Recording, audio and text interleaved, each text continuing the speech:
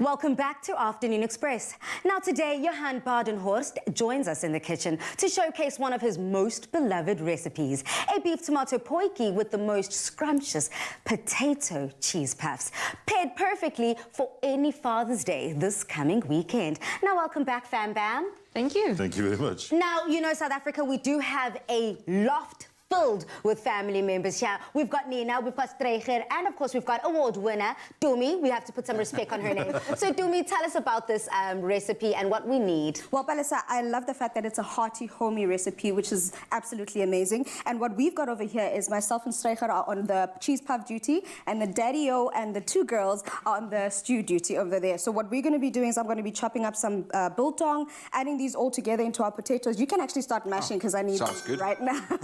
Yeah, so we're going to make them croquettes here with some onions, a bit of egg, mustard, put it all together and create these beautiful cheesy puffs with that clover cheese that you're going to pass on. So you can actually also start grating that cheese. The elite taste of this clover cheese for me, I mean, does it every single time, making sure that those croquettes are delectable, hearty, and absolutely delicious. Now, on the meat station, that's where we've got Daddy-o, the man of the moment, Johan. So what do you have in front of us, in front of you, and what inspired this recipe? Yeah, this is a very simple recipe, although I think it's one with some great taste, especially because there's some tomato added to the beef. So, like in most recipes, you start off with some onions. We at home, you're going to look for onions, garlic, and chili, and then you decide what you eat. Like that one, Nina, I need some chilies and some garlic, please. And then I'm going to brown the meat, and then eventually add the tomatoes. And when it comes to this recipe, I mean, it seems like a recipe that is much beloved by South Africa. Super simple, super easy, and also perfect for the winter weather. But you are no stranger to traveling. I mean, you've been all over Africa. So when it comes to African cuisine, what just has you coming back for more? What do you love about our local and lekker dishes? Yeah, it's interesting. African cuisine really is exceptional. Yeah. People don't know about it. There are many dishes. Streicher, what is the Senegalese chicken, I think? And what else would you say is it?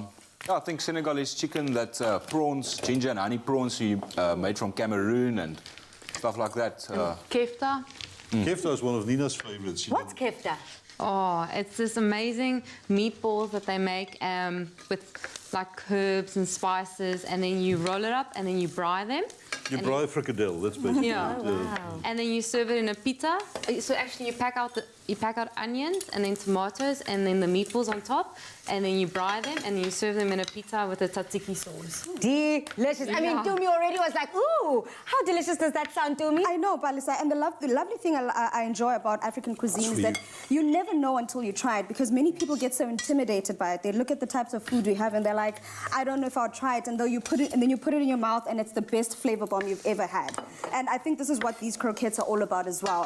Mr. Badenhorst, this right here is the juice, because we're also keeping it very South African with the biltong in there, Palesa. So I've just gone in with some biltong. I've got some eggs in there. I've also got the potatoes that were perfectly mashed by Mr. Badenhorst over here as well. So the toughest job. The toughest job in the kitchen. So all we need to do now, Palesa, is just roll these babies up and deep fry them to create beautiful golden croquettes that we've got over here. Now, Nina's already going in as well when it comes to the meat station with that garlic, with that chili. Super simple, super easy. Do you two, you and Streicher, help out in the kitchen much? And I have to find out, if you're anything like me and my siblings, we're very competitive. So who do you think is the best cook?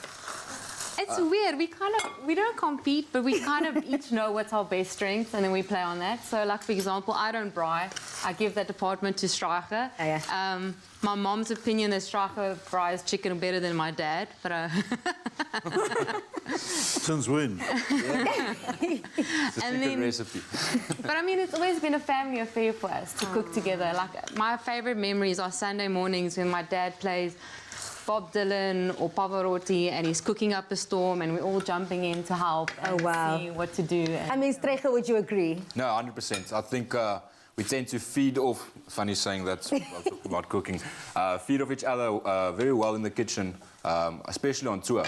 I think because we used to take a lot of the supplies with ahead of time, and then after a while just realized local is lacquer. So myself and Nina would go into town, restock for the week, and then yeah, see what comes up for that week's Beautiful. recipes. And Yeah, we believe we should taste Africa as well, not only explore and see it. You know. Strecher, you actually brought up something funny. Number one, your dad jokes are out of this world. And speaking about dad jokes, you already seem to be reminiscing over some memories and experiences with dad. We're coming up on Father's Day. I mean, what's the most memorable Father's Day? Johan, I can ask you this too. What's your most memorable Father's Day? Something that sticks out.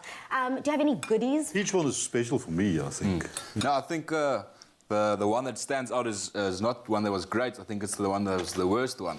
I remember a time back, I think 10 years or so, my dad was busy with the Casablanca to Cape Town trip.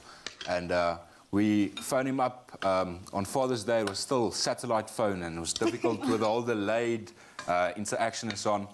Phoned him up, said, Happy Father's Day. What are you doing? What are you up to? And so on. And he said, no, you won't believe it. I'm in Agadez in Niger. And actually, I'm in jail. Oh, what? So that was one of the worst. So, Dad, you were imprisoned during Father's Day. Yeah, it sounds In a much- different country. Yeah, Niger, Agadez, that's not a pleasant place to be at. But yeah, we were arrested for our own security. They decided that the Tuaregs were around and they take some of guys looking like me, take them hostage. And they don't know that my wife doesn't have $1 million to actually to pay ransom. So yeah, there we sat, I would say, in custody. But yeah, felt like in jail. That is so scary. I mean, South Africa, please do head over to our social media platforms and let us know some of your most memorable moments with your dad, especially as we do build up to Father's Day. I mean, let's go in there as we do finish off this dish, Dumi. It seems like the croquettes are almost good to go. I mean, Johan, do you want to put the rest of the ingredients into the meat and let that stew simmer down? We all know and love a good boiki. We all know how to put it together. This is a simple, quick and easy recipe that everyone can try at home.